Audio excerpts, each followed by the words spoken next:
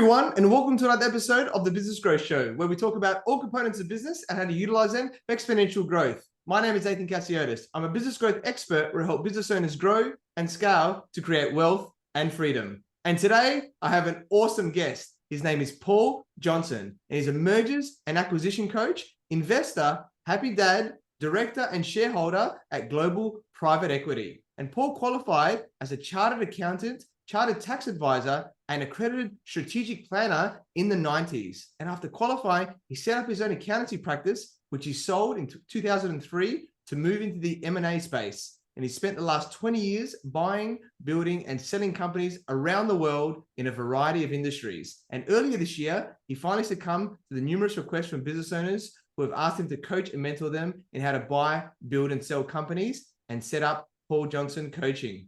And Paul provides business coaching and strategic planning services to business owners looking to develop their existing companies, and M&A coaching services to entrepreneurs and business owners who are looking to buy another company. Welcome, Paul Johnson, and thank you for being on my show. Hey, Athin, thank you for that. That's a great intro. Thank you very much. You're welcome, mate. Always love my intros. I love having guests here, and I'm sure it's going to be awesome for everyone watching and listening today. So you're a very successful entrepreneur. So for those people who don't know who you are, please introduce yourself by telling us more about you and your journey. Yeah, I'd say there was a great bio intro there, I think, just to add something to that, as you said, I qualified as a chartered accountant, chartered tax advisor, and accredited strategic planner back in the 90s, long time ago now. And but then I set up my own practice from a back bedroom from scratch and built that up to over 100 clients and sold that in 2003 and moved into sort of the M&A space, buying, building, and selling companies, initially with a property investment company in the UK.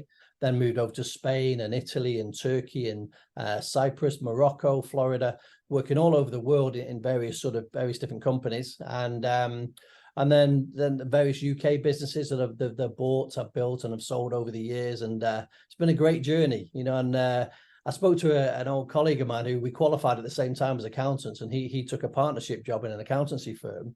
And he sort of said, look, we were talking about what we've done and we hadn't seen each other for years. And he'd sat behind the same desk, churning out the same SH1T every week, every month. And he said, I just can't believe what the journey you've been on. And that sort of these life-changing decisions we make, when initially to set up my own practice, and I turned down a very high offer of a partnership job in a well-paid accountancy firm.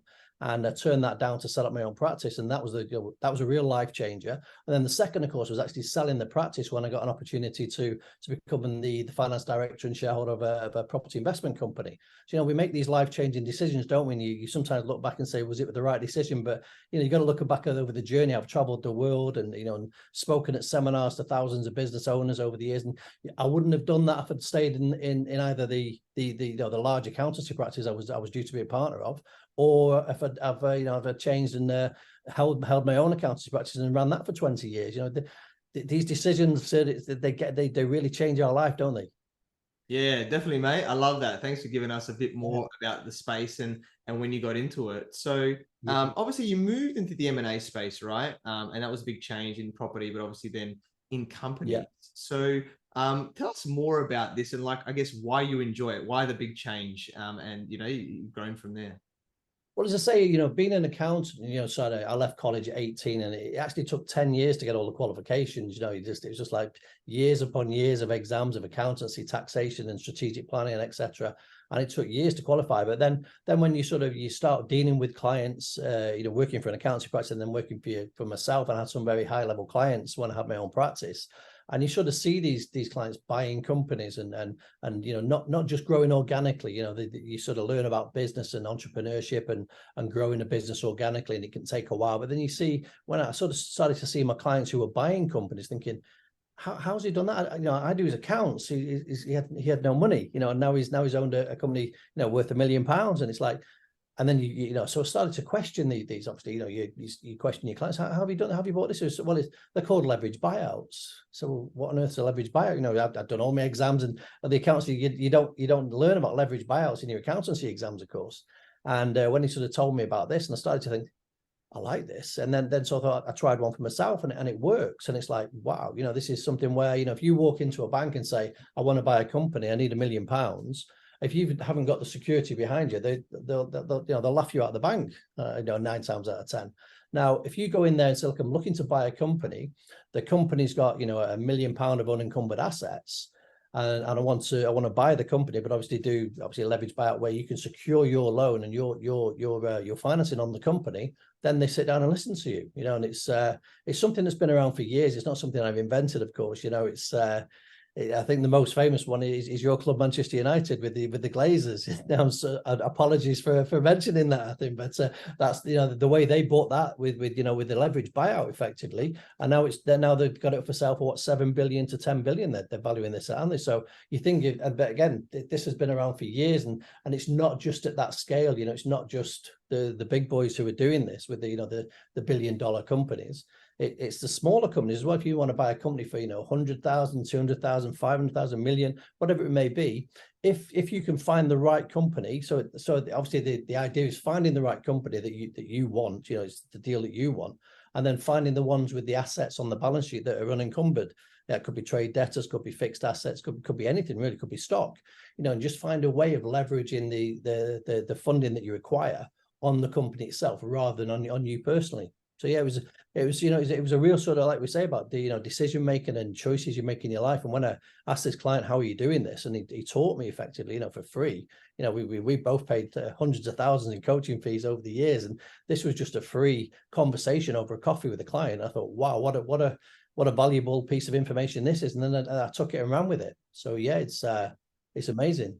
Yeah, awesome, mate. Love that. Thank you for sharing that area, and I love that the curiosity and wanting to do something different, which is really powerful there. And that comes to mindset. I think mindset is so important, right? I know we were talking about it before this as well, how it's so important with us and in business, and whether we want to buy, grow, or sell our business. So, what tips? Because a lot of people, it might be like, oh yeah, Paul, but you've done many of these, or whatever like that. There might be a few challenges there with some people around this. Yeah. So what tips can you give us about having our mindset for success? I've had that before, I think, where people say, yeah, it's okay for you because you qualify as an accountant, you've got all this experience. But there was a time many years ago when I didn't have this experience, wasn't there, of course? Nobody's born with this experience. We all start at day one, don't we? And there was a time when I started at day one and did my first deal, and it's so if anybody out there thinking, oh yeah, it's all right for him or it's all right for Athin, they've got all this experience and they've been there and done it and bought the t-shirt. Everybody starts on day one, don't they? With these journeys. So we were once just the young guys who didn't really understand any of this, and you learn it. And like we said before, about we're sponges, aren't we? We're sponges for information. I like you mentioned their mindset, and I think we spoke earlier about. I had a session with my mindset coach yesterday. So even though I believe and I know I've got a very strong mindset, and over the years I've worked on this on a daily basis. I still have a mindset coach, and I had a session with her yesterday, and it was amazing. And I said, and on my course, that we'll talk about a little bit later on. The first 3 sections of my course, which is how to buy, build, and sell companies, the first 3 sections are all about mindset. Because without the right mindset, you'll never get started. You won't. There's imposter syndrome that we're all susceptible to at times, aren't we? The imposter syndrome. That sometimes you'll walk into a meeting and think, wow, everyone in this room is 10 times wealthier than I am. Their net worth is in the billions.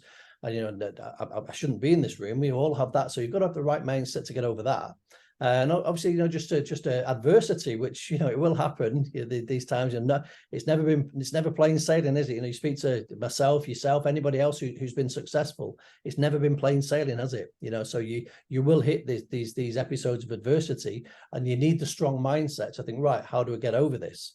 And one of the guys we know very well, Hugh Hilton, once said to me, the more wealthier you get, the wealthier you get, the bigger your business becomes, the bigger your problems will become. So don't ever expect to reach a level where you'll have no problems. Your problems will get bigger. So embrace them, expect them, and just get good at solving problems. And again, that's where the mindset kicks in. You can think, oh my God, this problem's too big, I'm never going to solve it. Or you can have that mindset with, like the old saying, be a warrior, not a worrier. And think, okay, how can I get over this? And yes, a mindset is massively important. And I think if somebody with the right mindset, experience, it isn't that important. So if someone had either been in a corporate job for many years, or they've run a small business, and they go, I'd love to own a company worth £1 million, but it's not something I could ever do. if they've got the right mindset, but the mindset could also be taught, can't it? It's if you can lead people down the right books to read, the right sort of meditations to do. People like Joe Dispenza, he's amazing at helping people with their mindset. So if you can teach somebody, so mindset can be taught. If someone hasn't got a very strong mindset, it's something that we can teach, isn't it? So that's why the first 3 sections of my course are talking all about mindset, and Maxwell Maltz and Napoleon Hill and people like this, those kind of books that, if you read these books over and over again, you will develop that strong mindset that you need to be successful. Yeah, awesome, mate. I love it. So true. And yeah, we're always improving it. That would be my point. No one's ever got no limiting beliefs or anything like that, right? It's all like peeling off the layers and just improving the mindset over time, right? Absolutely. Get better and better. So I love that. What you were talking about there. So a lot of people going, yeah, Paul, but what is the process? How does this actually work, right? When we're looking at acquiring companies, do you want to tell people a little bit more about how that process works? Of course, yeah. Well, the whole process that we have, which is our course, which is my coaching program, is how to buy, build, and sell a company without using your own money.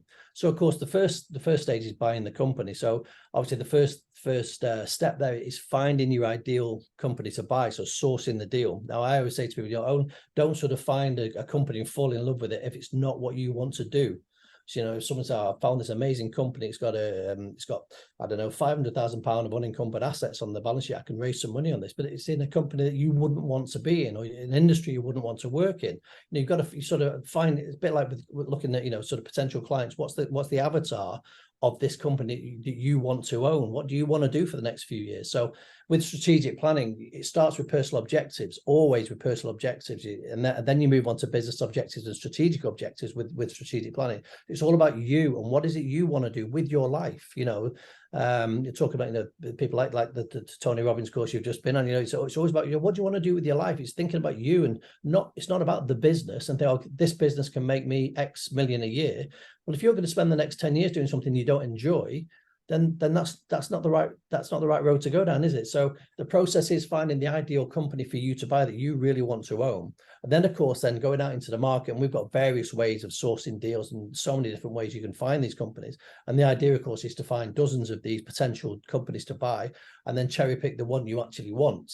So you're looking at, really what industry is it in? What will I be doing on a day-to-day basis within that company? What's the management team strength, etc. What are my responsibilities going to be? So find the ideal company, and then once you've found that, it's then of course negotiating with the clients to see what kind of price do they want for this, and then we use this term of with makeup, without makeup. So they will give you this picture of this company and say, hey, this is an amazing company. Look at the sales, look at the gross profit, look at the balance sheet, how strong it is. Look at our work in progress. Look at our potential over the years. And then it's your job then to strip that away and find the true picture, because very rarely is it the true picture that they're selling. This like a second-hand car salesman, isn't it? When they're selling you a car, it's the best car he's ever had on his lot. These companies that people are trying to pitch to, and they're obviously trying to get top dollar for this company. You've got to strip that away and get under the bonnet and find out exactly. So that's where the due diligence process comes in, and there's various ways we can do that. And look at and find exactly what is this company. So find the without makeup picture of this company. And then obviously once you've done that and you find the company, you negotiate the right price and it is exactly what you think it's going to be, or it's acceptable. There might be a few things that aren't quite true, but it's acceptable anyway. Then you're looking at raising the finance. So again, there's various ways of raising the finance, because we talk about buying these companies without using your own money, of course. And then of course, once you've done that, then you're renegotiating and you're closing the deal. And you've got all the contracts and the legals and the financials. So it's a full process of buying. But then a lot of sort of coaches out there that are in this space, that's what they teach, how to buy a company. But I believe, from my own experience, that's not enough. Because if I then put someone into an MD seat of a company and they're now sat in the boardroom running this company, and they don't really know how to grow a company, then you kind of thrown them into the piranha tank, haven't you? So there you go. You've got the company now. Off you go. So our whole ethos is how to buy, build, and sell. So the next step is building the company, which is where my strategic planning, which I've done for over 20 years, where those skills and that business model comes in. It's how to build the company, and then of course, then we're all looking to one day sell. When we don't take these companies to the grave, do we? We always look to, at some point, you have an exit strategy. So then the next thing is how to sell and how to maximize the value before you sell, and how to prepare the company for sale. So how to pitch it to potential buyers, etc. So it's a full a full sort of process. And that's but again, I think that we mentioned earlier that sometimes we have clients that don't want to buy a company. They have an existing high quality company, and then we just jump straight into the build section, which is the strategic planning, and we can just work and build their own company and then look to maybe sell that one day. And maybe then they might want to look and buy another company once they've sorted their own company out. So there's no one size fits all with this. Every client I've got is different, and every potential client is different. So it's, yeah, I'm absolutely loving it. I mean, as you can tell, it's I'm so passionate about helping business owners either grow their business or find another one to buy, and look, make that exit strategy at some point, maybe 1 year, 3 years, 5 years down the line, they're looking to sell this company. So yes, yeah. It's awesome, mate. Yeah, I love that. Thanks for the whole picture. And yeah, I do all this stuff, and I'm the same. Like, I see business as the vehicle for our life, right? Or businesses, right? Like, we should be thinking of that first. So otherwise business can just take over and other things can fall apart. So I love that. Absolutely. Yeah. Well, you talked about that, and yeah, knowing this whole process. Once you do know it, or you get people, like yourself, how we know these things, then it's relatively simple. You just got to know what to do and when to do it. So let's talk about just quickly analyzing the deal now, right? Because I think this is important. And you talked about things that what we could look for, but I think the bigger one is what we should be staying away from, right? Like, if there's some red flags or something, maybe looking at the balance sheet or some other areas about when you're looking in a company. So do you want to maybe talk a few of those things that go, hey, just watch out for this stuff, because this might be something the red flag affect you later. Yeah. I had a meeting with a client a couple of weeks ago, and he put 2 years account, well, 3 years accounts actually. There's 2 sets of accounts, so there's 3 years with the comparables. And they said, this company's about, and he fell in love with the company, I could tell. And I looked at it, and within sort of 2 or 3 minutes, I was like, whoa, no, we are not touching this with a barge pole. And there's certain things like there was other debtors in there that weren't disclosed. Now, generally, when you see the other debtor, so money that's owed to the company, but you don't see where it's owed from, it's generally from the directors. So it's it's an overdrawn director's loan account. So I said, that looks like an overdrawn director's loan account. That looks like they've been taking money out of the business. And then you look at other things like work in progress. Has the work in progress gone up in the last year or two? So they've been expecting to sell the company. So the work in progress, a pound of work in progress is a pound of profit. So if you're selling it at 3 or 5 times profit, if you can increase, so if your work in progress is actually 50,000, but you can make that work in progress 200,000, you've just increased it by 150, but you actually increased the value of your company by maybe 150,000. So it's 450,000. So, you're talking an extra 500,000 on the price tag just by some little bit of creative accounting with the work in progress. So you look at that, and you look at let's have a look at the growth of the business, and has the turnover, has it gone up, or have the profits gone up just recently? You look at the historical the historical sort of accounts of the company and see what's been happening recently. So that's often a red flag where things have really picked up in the last year, and I remember a guy I met years and years ago, he was looking to sell his company, and I wasn't advising him, but he sort of said, can you help me sell it? So whoever had advised him how to prepare for sale, and he'd really bumped his work in progress up, but then it didn't sell. So he ended up with a huge tax bill. The company didn't sell, and he ended up with a massive tax bill. It's like, wow, that was a wrong thing to do there, to try and amplify your work in progress. And it's sort of things like, have a look at the strength of the balance sheet. Have they got fixed assets? What fixed assets have they got? And is it just sort of a day-to-day cash business where they make money and they pull it all out, and there's no real sort of strength within the balance sheets. There's loads of ways of analyzing a company, and every set of accounts is different, of course, as you know. And there's various things like that, the red flags you're looking for.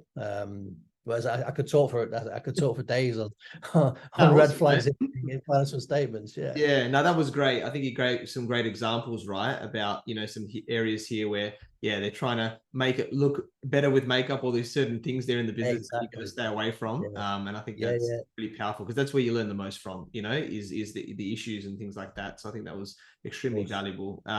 There now, you talked a lot about, like the leverage buyouts and using the assets and things like that in the business. Now, let's say it has a lot of equipment in the company.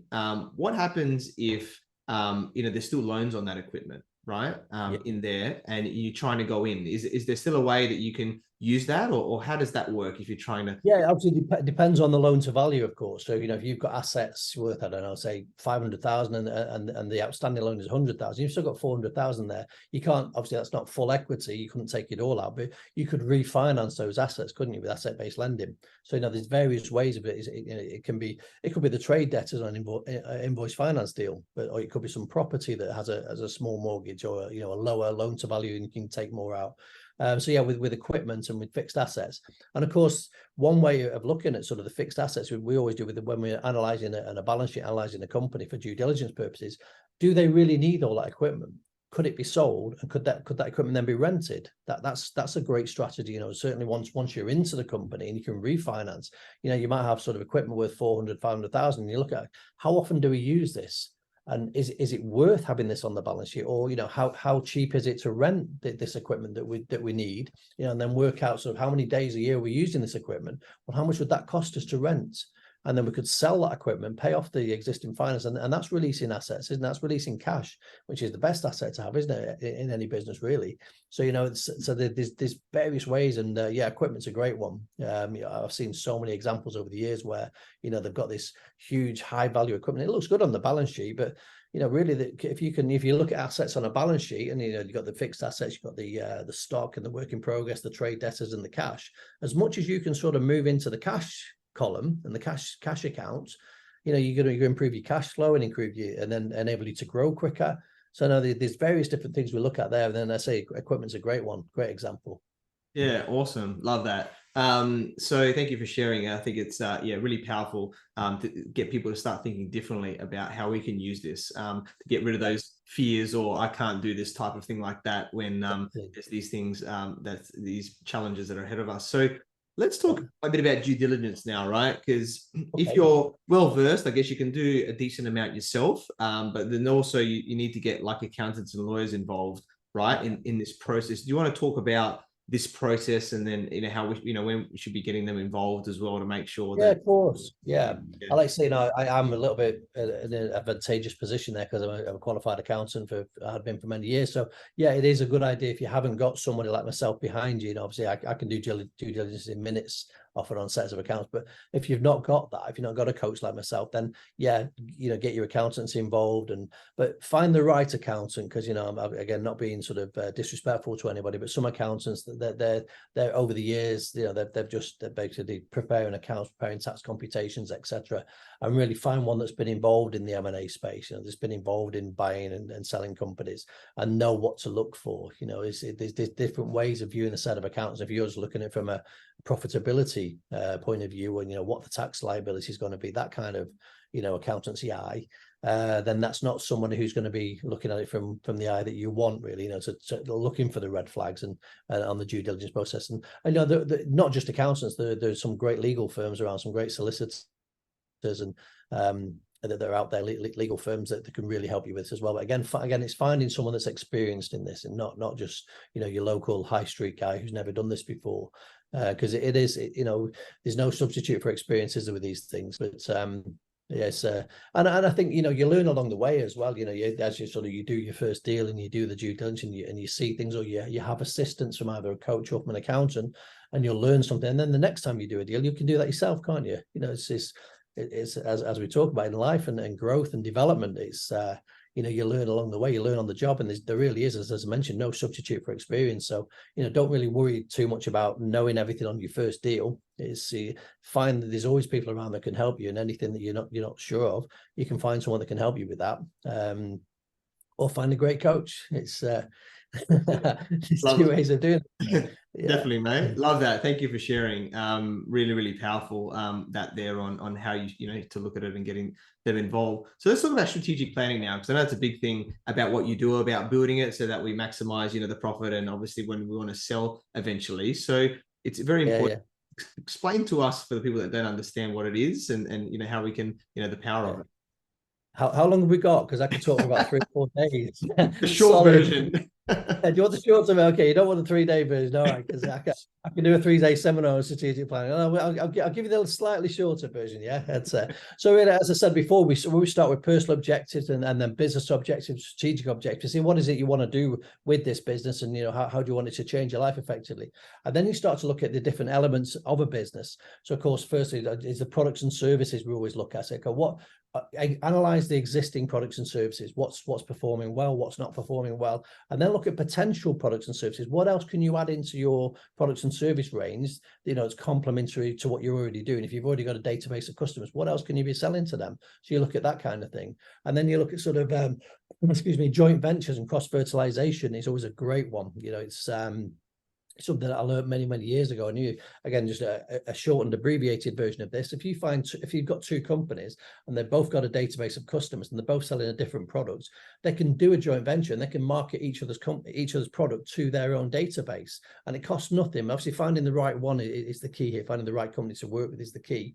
But if you find the right one and you do the right joint venture, and then you pay each other, a commission or a profit share on the work that's generated. But it's a way of, it's basically doubling your database of customers effectively overnight, and offering us products or service that you're not currently offering without actually having to go out there and create that new products or service range.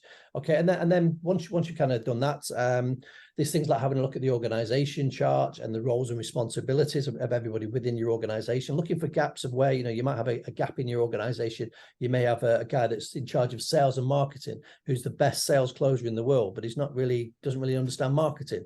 So you've got a gap there. So analyzing the organization chart and the roles and responsibilities of everyone within the company is a great way of seeing gaps and seeing opportunities and looking for strengths and weaknesses, of course. And then like the management information systems, what information have you got as an owner of a business at the touch of a button? What's there and what do you need? So, what more information systems or software do you need to bring into the company? And software these days, as we know, is the cloud-based software is so cheap. You're not out there paying thousands for a piece of software anymore. You're paying $67 a month to use this software in the cloud. So if you can analyze, I could really do with this information, but I'm not getting it from anyone in the organization. Find the piece of software that can do that for you. Or AI at the moment, AI is huge, isn't it? As we both know, we've seen it in use. And then, of course, you look at sort of growth of the business and the locations. So where are you currently located? Where do you want to be located next? Are you looking to go, like I'm obviously in the UK, are you looking to go across the UK? Are you looking to go across Europe? Are you looking to go across the world? And then I'll be very strategic about the growth. Where's the first location to move to? Where's the second? Where's the third? Don't just say, right, let's say we're in London, that we can get a new office in north of Scotland. Let's do that. Let's take that one. I'll be strategic about the locations and the growth and the development. Then, of course, it all comes down, once you've sort of analyzed all this and the sales and marketing plans and the different ways you can use internet marketing, social media, etc. Once you've got everything in place, then you look at the financial forecasts. And then, of course, seeing how that's going to affect. And obviously, as we know, rapid growth can kill a company because, you grow too quickly. Let's take a construction company, for example, which, I've owned a £12 million turnover construction company.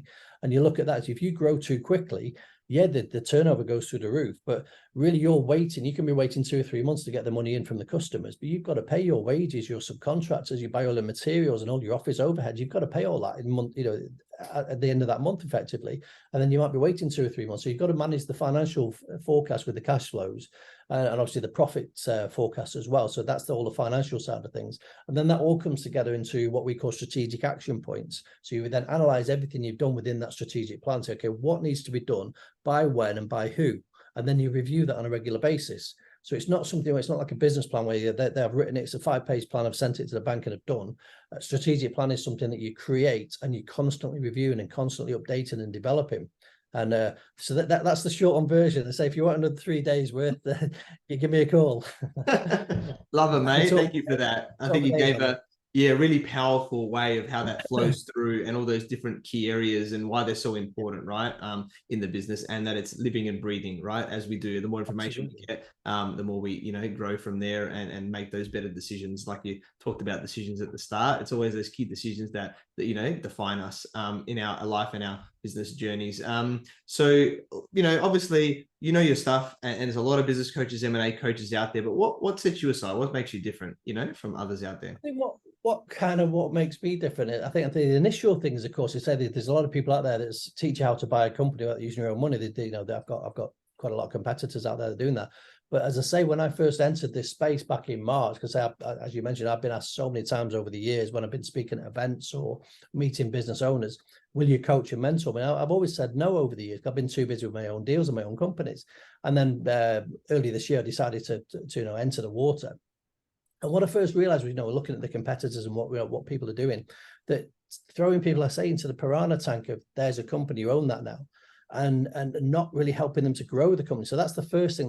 My sort of whole ethos is how to buy, build, and sell a company, not just how to buy it. I think it's that's one step of three major steps.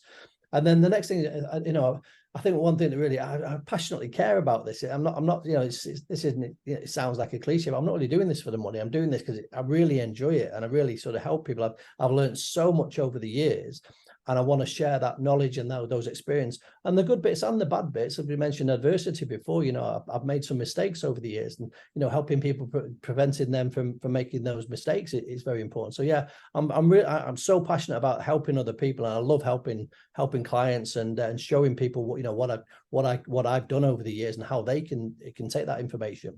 It's so I think that's I think that from a personal perspective that sets me apart. And from the business ethos perspective, it's a much bigger animal than just how to buy a company. Yeah, awesome, mate. Love that. Thank you for sharing. And you definitely got a lot of great experience there, more than most in this space over a long period of time. And you mentioned before about your course that you've got. So I want to talk about that a little bit more. What's in this, for people, and who this would be great for. Yeah, of course. As I say, the coaching element, not everybody wants a coach as a right-hand man or someone to handhold them through the process. So I have developed the course. It's over 50 videos and 200-page workbook there, and it's all about how to buy, build, and sell a company. So somebody could take the course, watch that, and run off with it and do this themselves. That's great. But of course, then there's the middle ground. There's the ones who want the sort of, they call it the done for you, the done with you, and the DIY. So the DIY is effectively buy the video course and the workbook course and run off and do this yourself. That's one way of doing this. The done for you is where I'm your coach, and I'm heavily involved in mentoring you. And then the done with you is kind of a hybrid of the two, isn't it? Where you've got the course, you've got the knowledge that you're receiving from the videos and from the workbook, etc. But then I'm on the sidelines, when you need me. So again, there's no one. I don't believe there's any kind of one size fits all with coaching. This is my process. This is how it works. This is how much you pay. I don't believe in that. I believe, what is it you need? I want to. The first thing I always do with any clients, where are you up to? Where do you want to get to? What is it you need from me? And let's work out some kind of agreement where I help you as much as you need. And I don't want people sort of paying for a full done for you project if they don't need that. So there's all the different. This is what I've been doing over the last few months, building this in the background and sort of making sure that as a client comes to me, it's not, oh no, that doesn't fit for me. I want to sort of well, what is it you need? And then let's create an agreement that fits with you. Yeah, awesome, mate. Love that. So powerful knowing it, but I'll definitely agree that I've learned, the process as well. And there's so many questions, so many things that pop up in between, that having someone that knows what they're doing and be able to bouncing those off, it can be critical, because you could go down a deal like that person you talked about, fell in love with it, and you looked at it for 3 minutes and said, you got to stay away, right? That's invaluable. Whether it's on the sidelines or you're heavily involved, it doesn't really matter. You can adjust that, but definitely recommended. And I guess that comes to my next point, right? Is coaching and mentoring. I've, got many coaches and mentors myself. I know you're big on this as well. You talked about your mindset coach, among others that you have. So how important is coaching, mentoring been for you, in business? Massively important. I started using coaching when I had the accountancy practice many years ago. And a very short story, I went to I interviewed a few coaches before I took one on, obviously. And the first one, he bought a franchise, he bought a coaching franchise. And he'd never run a business before. It became very apparent. He'd just gone out and paid, I don't know, whatever it was, £20,000 for this coaching franchise. And he said, well, so what's the issue at the moment? I said, well, we're growing really quickly as an accounts practice, so it's given us cash flow problems, as I mentioned before, about rapid growth. We were growing, getting loads of new clients on, but obviously the onboarding process was creating cash flow issues for us because the money isn't coming in as quickly as it needs to go out in wages and overheads, etc. And so we've got a cash flow problem. And he looked at his manual and he went, oh yeah, cash flows in month 3. And I was like, excuse my French, but there won't be a month 3 if we don't deal with this now. And so he was out the window. Then I met another guy, and it was a guy who, you know, he'd run businesses before, and he was actually an accountant himself, and he was an amazing coach. And then, you know, we moved on, as you know, we both used, you know, Tony Robbins and JT Fox and Hugh Hilton and Adam Coffey and people like this. And there's some great coaches out there. And I've literally spent over £250,000 on coaching over the years, but the amount that's brought me, you know, is amplified, isn't it? You know, as you know, it's, you know, it's not like a cost, is it? Really, it's very much, coaching is very much an investment. You know, if you can pay a coach a figure, a sum, and then from what that coach teaches you make 10, 20, 30 times that amount, then it wasn't a cost, was it? It was an investment. So coaching is so important, I believe. And, you know, having someone who's been there and done it and bought the t-shirt, and, you know, and whether it be, you know, that they're your right hand man and they're helping you on a regular basis, or they're just there, like you said before, you know, you come across you're trying to do this yourself, but you come across something you're not quite sure about, and having someone there you can bounce ideas off, or you know, throw a scenario at and say, you know, what should I do here? And, you know, I think it's so important to have someone that's been there and done it. But as you know, choosing the right coach is so important, isn't it? It's you know, you've got to find the ones that have actually had the experience, you know, and so I'm a lot older than I look, let's say, but I've had a lot of experience over the years. So. Yeah, love it, mate. Completely agree. So powerful. I've invested hundreds of thousands as well in mine. You know, we look very polished in the way that we talk and we know all this stuff. It's like we didn't wake up like this, right? We invested. No, exactly. We learned to, you know, to get to this point, and now we want to help others, right? At the same time, to pass it on, because why spend 10 years doing something if you can spend 1 year or a few years, you know, and get there a lot quicker by. You know, to say that's the advantage of fast tracking, isn't it? You know, you'd say organic growth in a business, or even, you know, trying to do something all on your own. If you can get the right coach, you can really fast track these things, can't you? Can, you know, something that might have took you 5 years, 10 years can take you a year to achieve if you've got the right advisors around you. Definitely, mate. Love that. And been a very powerful episode today of what you've shared with us. And I guess as we're starting to wrap up, what one key piece of advice would you like to give to all the entrepreneurs watching and listening today? I think the key piece, coming back to sort of my strategic planning type thing, is your personal objectives. What is it you want from life? And then design your business strategies and your strategic objectives around that. I see too many people, I've bought this business and it's a fantastic business. It makes this much money. Is that what you want to do? Well, not really, no, but the money's great. You know, it's like we only live once, don't we? We really, you know, we only have once. This isn't a dress rehearsal. So, you know, don't sort of get into something that you're going to spend the next 3 years or 5 years doing when you're not really enjoying the day-to-day. We spend more time working than we do, you know, not working, don't we, in our lives? So, you know, we spend a lot more time in the office and in front of our computers than we do with our family. So, you know, let's try and what is it you want to do with your life? That's the first step. And then let's design something around that. That's, you know, that you find you a business that will fit in with that, you know, rather than the other way around. Too many times people do that, or they find a business and they chase the money and say, I want to earn this much money. Oh my God, look at this business. It can make me $1 million a year. But then you end up spending, like I said, 3 or 5 years doing something you really didn't want to do. And, you know, and spending too many hours working. And, you know, that's, you know, I think the real key to all this is personal freedom and financial freedom. That's what it's given me. And obviously the great definition is the ability to do whatever you want with whoever you want, whenever you want. So, you know, that I think, and that's how I've kind of created my life and how I'm helping my clients create their lives, rather than I found you a great business, it's going to make you $1 million a year, but you're going to spend 100 hours a week on this, and you're going to be away from your family all week. You know, that's not the way to do this. It's always sort of come back right from the start. What is it you want to do with your life? What are your personal objectives? And then design this strategic plan, this growth development plan around, you know, your desires and your wants and your needs. Yeah, awesome, mate. Completely agree. So powerful. And that's the way that I tell people as well. So love that. And we connected, you know, through our network. So I learned about your awesome journey from, you know, being the chartered accountant, having your accountancy practice, now getting an M&A, which is mergers and acquisitions, just in case anybody doesn't know, private equity advisory and the coaching space. You know, you're an awesome guy, and I'm sure you continue to help, you know, business owners and entrepreneurs and maximize the potential of their income and really take, you know, that buying, building and selling, you know, to that life and time freedom, like you mentioned, to that next level. I'm very grateful that we connected. look forward to working with you further. So Paul, how can people find you and get in contact with you? Yeah, I mean, obviously, I'm on all the social media sites, obviously, so you'll find me on there. But I think the easiest way is my website, which is pauljohnsoncoaching.com. Very easy to remember. Or email me at paul@pauljohnsoncoaching.com.